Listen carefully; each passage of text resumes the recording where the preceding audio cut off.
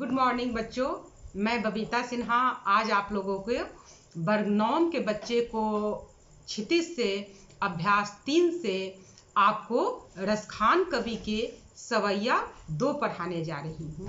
बच्चों, जैसा कि आप जानते हैं, रसखान कवि जो है अपने सवैये को ब्रज भाषा में लिखे हैं और वे श्री कृष्ण के बहुत बड़े भक्त थे। वे जितनी भी कविता लिखे हैं तो वे जो है अपनी कविता में श्री कृष्ण का ही वर्णन किए हैं। आप यदि पहली वीडियो देखे होंगे तो पहला वीडियो में क्या है कि आपका श्री कृष्ण के गांव में वो क्या होना चाहते हैं, जन्म लेना चाहते हैं।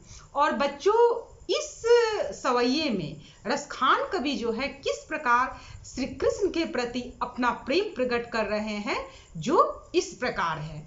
बता रहे हैं पहले भूमिका में कि वे तीनों लोक का यदि कोई उनको राज्य दे दे, यानी स्वर्ग का सुख दे दे, पाताल का सुख दे दे, धरती का सुख दे दे, और उसके बदले श्री कृष्ण का कोई उनको लाठी दे देगा तो वो तीनों लोक का राजा बनना छोड़कर श्री कृष्ण के लाठी को लेकर वे प्रसन्न हो जाएंगे।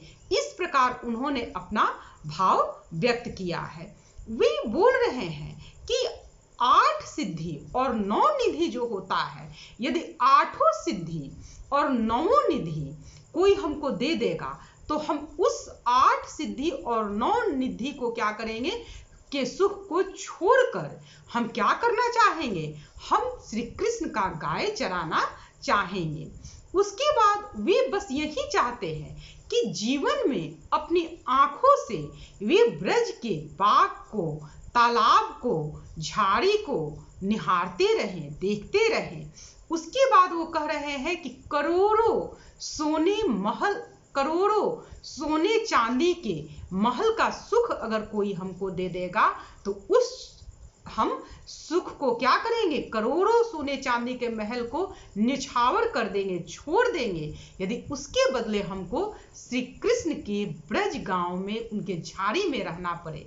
तो बच्चों, अब चलिए हम ध्यान दे रहे हैं दूसरे सवैये में। सवैया इस प्रकार है, या लकुटी अरुका मरिया पर, या लकुटी अरुका मरिया पर, राज तिहु पुर को तजी डारो।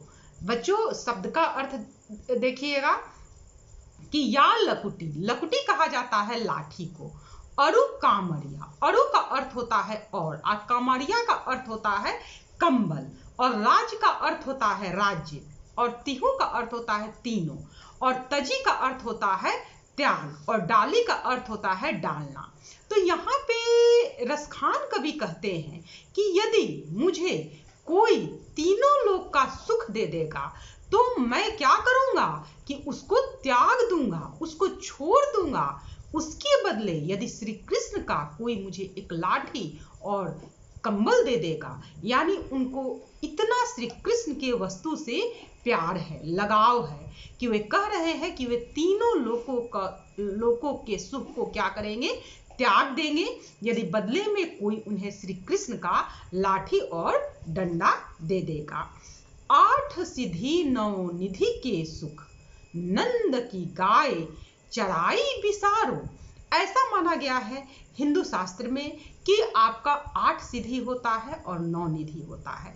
8 सिद्धि जो होते हैं वे अनिमा, महिमा, गरिमा, लघिमा, प्राप्ति, पराक्रम, ईशित्व होते हैं, और 9 निधि जो है वो समुद्र मंथन के समय निकला था, मुकुंद, कुंद, नील, कच्छप, मत्स्य और महापद्म, शंख, मकर। तो ये 9 निधि है। तो वही कह रहे हैं कि कोई मुझे यदि 8 सिद्धि और 9 निधि का सुख देगा तो मैं 8 सिद्धि और 9 निधि के सुख को त्याग दूंगा, छोड़ दूंगा, यदि उसके बदले में नंद के गाय चराए बिसारो।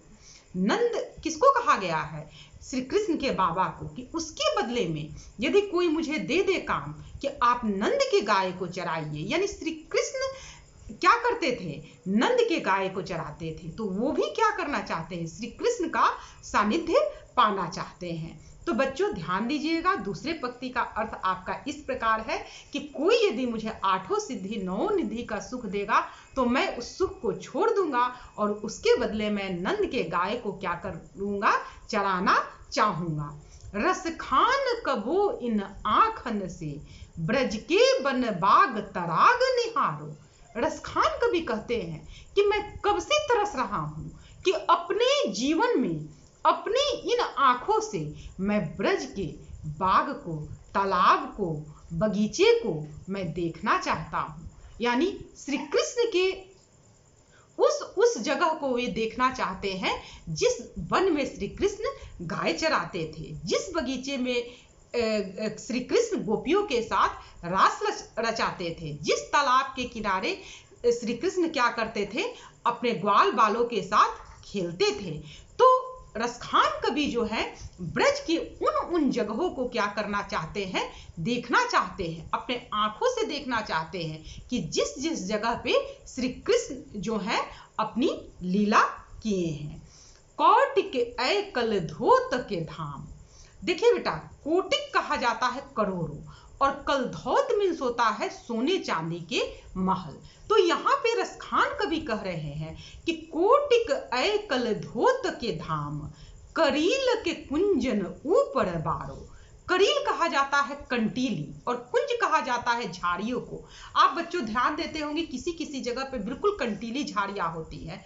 तो यहीं पे रसखान कवि कहते हैं कि यदि मुझे कोई करोड़ों सोने चांदी का महल दे देगा तो मैं उसको निछावर कर दूंगा, यानी छोड़ दूंगा, उसको त्याग दूंगा। यदि मुझे ब्रज के कंटीली झाड़ियों में रहने के लिए मिल जाए तो मैं करोड़ों सोने चांदी के महल का सुख को क्या करूंगा, त्याग दूंगा। उस पे किस पे निछावर कर दूंगा, तो ब्रज के कंटीली झाड़ियों पर निछावर कर दूंगा।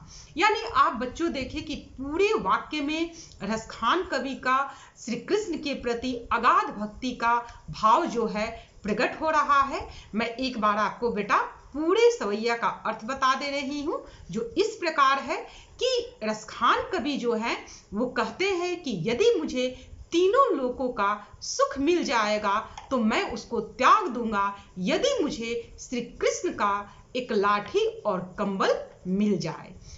कहते हैं रसखान कवि कि मुझे यदि आठों सिद्धि और नौ निधि का कोई सुख दे दे तो मैं उन सुखों को त्याग दूंगा यदि उसके बदले में मुझे नंद के गाय को चराने का मौका मिल जाए। रसखान कवि कहते हैं कि वे अपनी इन आंखों से ब्रज के बाग को, वन को और तालाब को देखना चाहते हैं जहां श्री कृष्ण जो हैं लीला किए थे, श्री कृष्ण जो हैं अपना समय व्यतीत किए थे। अंत में रसखान कवि कहते हैं कि करोड़ों सोने चांदी के महल को मैं छोड़ दूंगा, मैं निछावर कर दूंगा यदि मुझे ब्रज के कंटीली झाड़ियों में रहने का मुझे मौका मिल जाए। यानी रसखान कवि को श्री कृष्ण के सभी वस्तुओं से बहुत अधिक प्यार है। जिस जगह पे श्री कृष्ण क्या करते थे, निवास करते थे, जिस जगह पे श्री कृष्ण जो है अपना समय व्यतीत करते थे। बच्चों देखिए, मैंने आपको पूरे सवैये का अर्थ समझा दी हूं। यदि आपको किसी भी प्रकार के क्वेश्चन का या मटेरियल की आवश्यकता पड़ेगी तो कमेंट बॉक्स में आप अपनी राय जरूर व्यक्त कीजिएगा।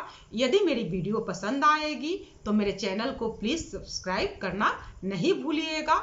आज इतना ही, तब तक के लिए धन्यवाद।